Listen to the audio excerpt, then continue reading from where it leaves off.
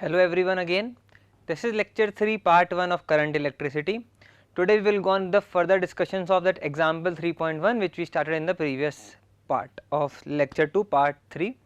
So let's start with that discussion only and then we will go on to limitations of Ohm's law and further discussions. So I am Sameer Lavankar. Let's begin our discussion.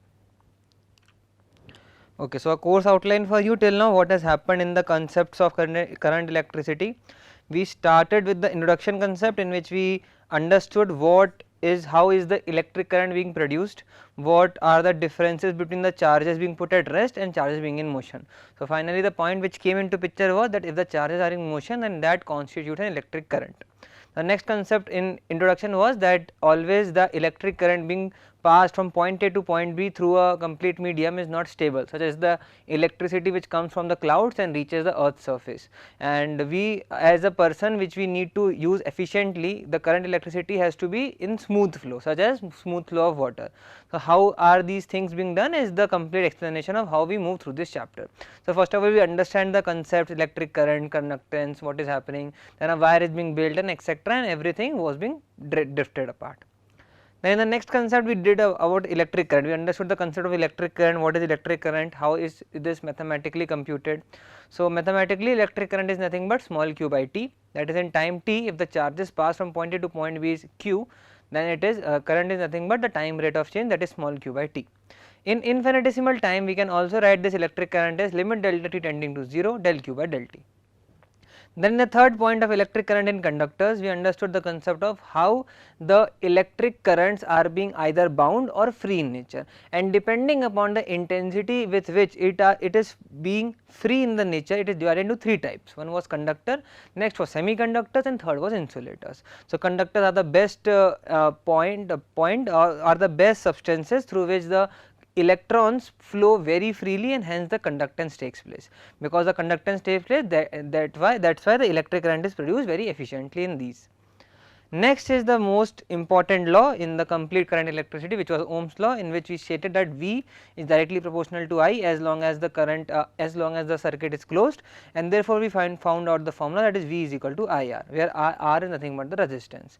Similarly for resistance also we found that resistance is directly proportional to L and resistance is directly inversely proportional to 1 by A. Hence using these two equations we found that resistance is directly proportional to L upon A. Hence by instituting a proportionality concept here, we got rho into L by A, where this rho was nothing but the concept of resistivity. Then resistivity we understood another concept, that is something called as conductivity. Conductivity is nothing but 1 by rho. So all these concepts were being dealt in the concept of what we can say the fourth point, that is Ohm's law. Then after the Ohm's law we understood a new concept called as drift of electrons. What is this drift velocity? So some concept called as Vd was being initialized. Before that we understood 2-3 different velocities. One was small vi using capital Vi, then a time t I was being used, Td was being used, and relaxation time tau was being used. So finally it was found that Vd is nothing but related to this time tau, which is relaxation time, which is the average time per unit number of electrons. And finally the original resistivity. So basically conductance equation was being found out, and this concept was also completed. In this concept one more thing was being used, which is the concept of J. J is nothing but the current produced per unit area. So that is the concept of J, which is known as electric current density. So right now we are on the fifth point only, in which we are understanding the concept of examples, through examples what is happening, what is the difference or what is the order of the drift velocity with respect to some other substances. So the first point was being completed, in which we understood that the value which we got was I think 1.1 mm per second, and now we will go on with the further discussion of how it can be related or it can be compared with different types of velocity which are present in our surroundings, or let us say in physics. Okay. So let us start with that concept only. So this was the example.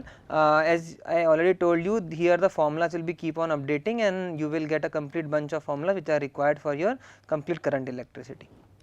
Okay. So the final thing which we got was that Vd is equal to nothing but minus small e capital E by m into tau, where small e is the charge of an electron, capital E is the electric field through which it passes through, small m is the mass of an electron, and tau is the relaxation time.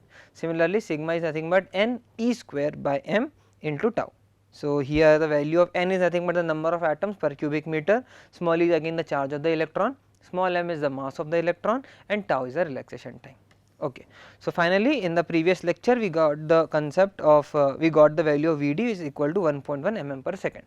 Now, let us read the second part again. So, the second part here says that you need to compare the drift speed obtained above with the thermal speeds of copper atoms at ordinary temperatures, and second was the speed of propagation of electric field along the conductor which causes the drift motion.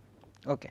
So, please read to the solution here. So, at time, so these are nothing but the theory values which is already given, you do not need to mug up anything, just to explain to you what are the orders of magnitudes of these two velocities and the velocity which we calculated.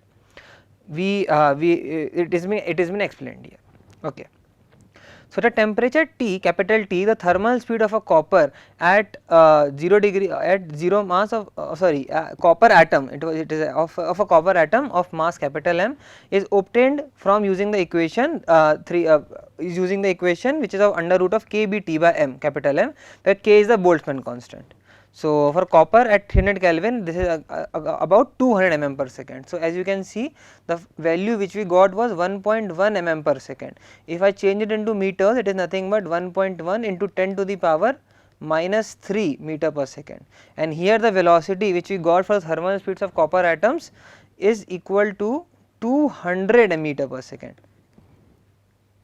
So, quite evident that we can find that the drift speed of electron is much smaller, about 10 to the power minus 5 times the typical thermal speeds at ordinary temperatures. Quite evident, as you can see, it is very small. As you can see, it is very small as compared to this portion, 10 to the power minus 3 here, 10 to the power 2 here. So, if we just write it like this, it is 10 to the power 3 upon 10 to the power 2, which gives you approximately 10 to the power minus 5 parameters. So, as you can see, it is very 10 to the power 5 times smaller than the value of thermal speeds of copper atoms. Similarly, going to the second portion here, so an electric field travelling along the conductor has a speed of an electromagnetic waves, namely equal to 3 into 10 to the power 8 meter per second. So, this is already known for we should know this thing, that the speed of light is nothing but 3 into 10 to the power 8 meter per second.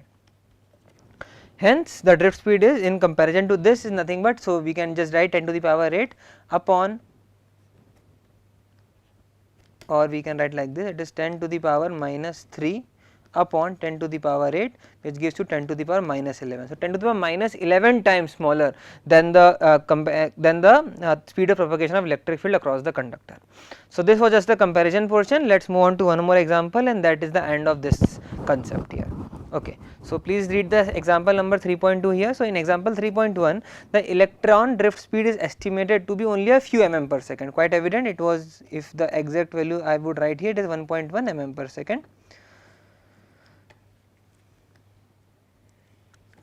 For currents in the range of a few amperes. How then, so ampere, I think current is also involved here, current is given as 1.5 amperes. So, current involved was nothing but I is equal to 1.5 amperes. Then how then is the current established almost the instant a circuit is closed? Quite evident, it can come to anyone. So, the question being asked is, let us suppose for one instance, I will try to explain you this during using a diagram. So, let us suppose this is the conductor through which the current is passing. Let us suppose that this is being involved in a, circuit with, let us say these are the batteries being involved here, and let us suppose it is only passing through this conductor. Now, if a current, as we all know that the current is produced only due to the movement of charges from point A to point B. Therefore, if I apply a potential difference at this portion here, then what the question is being asked, let us suppose if you are assuming that the drift velocity is only being used for the movement of electrons from point A to point B. As we also explained this complete concept as we are taking a part of the conductor and we are trying to find out amount of velocity which the electron requires if there is a potential difference. So, if the amount of velocity which the electrons have for its movement from point A to point B is in mm per second, then how in the split second as we click on the switch or as we close the circuit there is a bulb being involved, or how the resistance is being obtained? Why is it like this? If let us suppose there is a charge here, let us suppose the charge is here, then in 1 second, in even 1 second time, it will only go to, let us say 0.1, also not 0.1 here, 1 mm, it will only cover a distance of 1 mm. So, if a 1 mm distance is only covered in 1 second, how can then in a split second instant, not even 1 second time, the complete circuit is being analyzed, complete circuit is closed and the bulb is let us say glowing? what are the consequences there. So, this is the question being asked. So, what happens here? So, actual thing what happens here is, because there are not only the charges are not only due to these charges which are being present at this portion, because the complete charges are present at every point. Therefore, there has to be only a shift between this portion to this portion, and that requires only a split second time, and hence the electric circuit is completed in a split second. That is why it requires only almost an instant time. So, that is the answer for this thing. I will try to explain it from this line also here. So, electric field is established throughout the circuit almost instantly, causing at every point a local electron drift. So, at every point, let us suppose this is the conductor we are talking about. So, there is an electron drift everywhere, there may be electrons here, there may be electrons here, there may be electrons here at every portion. So, there is a local drift for every electron, there is a local drift for every electron being talked about here.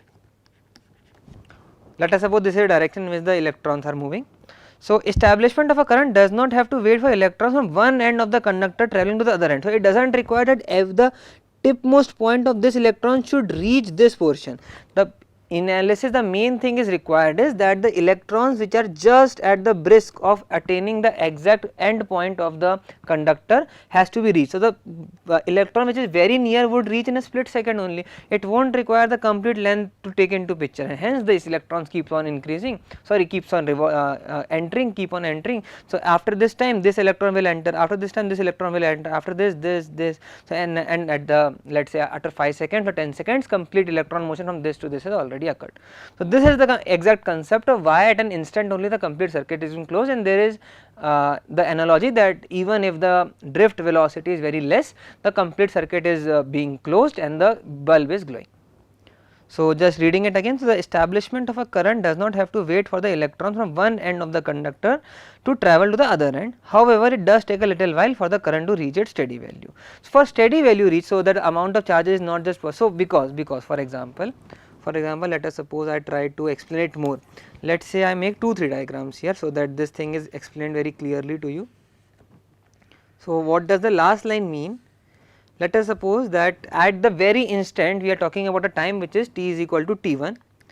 So, this t1 is, let us suppose if I try to explain to you, let us say it is 0.5 seconds only. So, what would have happened in 0.5 seconds?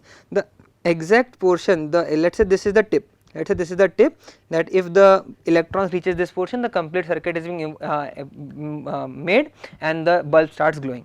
So, if I am considering this as the electron which has to move only this much for the voltage to take place and for the complete circuit to be closed. Now, what does it try to say is that only if the amount of electrons at these portions are, let us say, not that much confined as the average value of electron should be. Let us say the average population for the electrons at any cross section should be, let us suppose 10 to the power 4 electrons. Let us suppose, I am just taking a vague number, and let us say for example at this portion here 10 to the power, let us say 3 electrons are only present. Let us suppose. So, now if these complete area cross section electrons reach the brisk point, reach the end point, only a amount of electric current will be produced which is very much less than the amount which is required.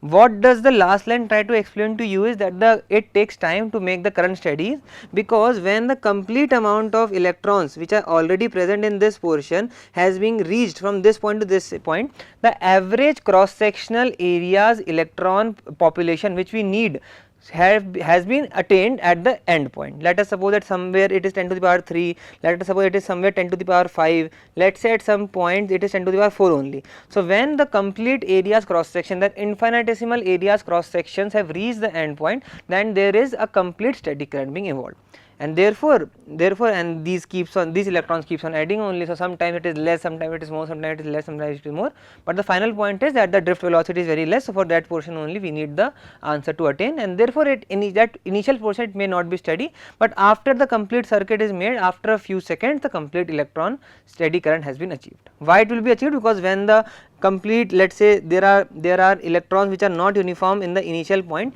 because the current will be started flowing, the electrons push towards each other, and after a particular portion they will attain a steady value. So, this was the complete explanation of your point solution number A. Let us move on to the second point. What is the question being asked in the second portion here? So okay, so the second question asked is, the electron drift arises due to the force experienced by electrons in the electric field inside the conductor. Quite evident, because there would be a force which tries to drift apart the electrons from let's say from point A to point B. So the electron drift arises due to the force experienced by electrons in the electric field inside the conductor, but force should cause acceleration. Quite evident, like if there is a force, we know that force is equal to mass into acceleration. So if there is a force, there should be an acceleration. Then why then do the electrons acquire a steady average drift speed? Then why is there a constant drift speed which we take into consideration? Why do not we take a deceleration or acceleration concept into picture here? So let us read the solution for this. So each free electron does accelerate, increasing its drift speed until it collides with a positive ion of the metal. It loses its drift speed after collision, but starts to accelerate and increase its drift speed again, only to suffer a collision again, and so on. So on the average, therefore electrons acquire only a drift speed. So let me try to explain you this B portion here also nicely. So what happens here is that every concept which the question says is being involved very nicely, but the point is ki the time required is very infinitesimal, that acceleration and deceleration happens so instantly that we cannot see a much broader aspect of that addition. So what does it try to say is, let us suppose I make this as the conductor, or let us say this is infinitely, I am taking a very small portion for this. Let us suppose it is extending to the both directions. So let us suppose I am taking some midpoint of this, and let us suppose this is the electron. So this is the electron which is going to go and hit this collision. So let us suppose first of all, let us suppose this is the third electron here. So let us suppose this is having some velocity Vd for now, we are assuming that it is having a velocity Vd. So what is it try to say is, it goes here, it hits this what we can say, let me write this as first electron, this is second electron, and this is third electron. So now what does it try to say is, let us say this electron 1 has a velocity Vd. Now it tries to hit this another electron. Now there are two things happening here. First of all, there is a complete 100% exchange of energy, 100% exchange of energy. That means the velocity with which this second will also move at any direction will have a velocity Vd only. There won't be any disturbance in energy, there won't be any leak of energy, nothing would happen like this. So this is the first point. And second point is that after the velocity has been attained, there will be a acceleration, quite evident. If there is a change in the velocity from let us say 0 to a point Vd, there will be a acceleration, but that acceleration is only and only limited to such a small time, such that this second reaches, let us say for example we are assuming a collision and it is moving from second point to third electron here. That point, that time t is very less, that these acceleration cannot build up. Why it cannot build up? Because if after every collision it goes to another portion of 0 value only, and then it tries to again go to the value of Vd. So because the movement of these electrons are in such way that first of all the exchange of energy is complete, and because the exchange of energy is complete and the velocity only goes from 0 to Vd, the acceleration happens, but because the deceleration also happens after collision, that is why there is no build up of acceleration from let us say point A for first electron, second electron, let us say the value is increased to Vd, then it increases to let us say Vd plus 1.2 Vd, something like that. That does not happen because there is a point of deceleration also, and also because the time is very limited. Why? Because the time is very small, that is why the complete concept of acceleration exists, but it only exists till the point the collision happens, and after collision it again deaccelerates. So a successive collision, acceleration, deceleration, collision is occurring. And so to answer the final question, acceleration do happen, but there is only a steady amount, and because deceleration, acceleration and collision cycle is going on through the complete conductor, hence we cannot see a build up of the acceleration here. So let me stop it here only for these two parts. I will try to convey you C, D and E in the next portion. In this we understood two important aspects of drift velocity, that because the electrons are present everywhere, it does not require the endmost left part electron to reach here for the complete closure of the circuit. Only the portion which is on the brisk of reaching the end point has to be attained for the drift velocity, and hence the bulb to glow. And the second point was, there is acceleration happening, but because of the cycle of acceleration, deceleration and collision, it won't build up as the proper acceleration which we take in our different classical mechanics concept. So let me stop it here only. Thank you.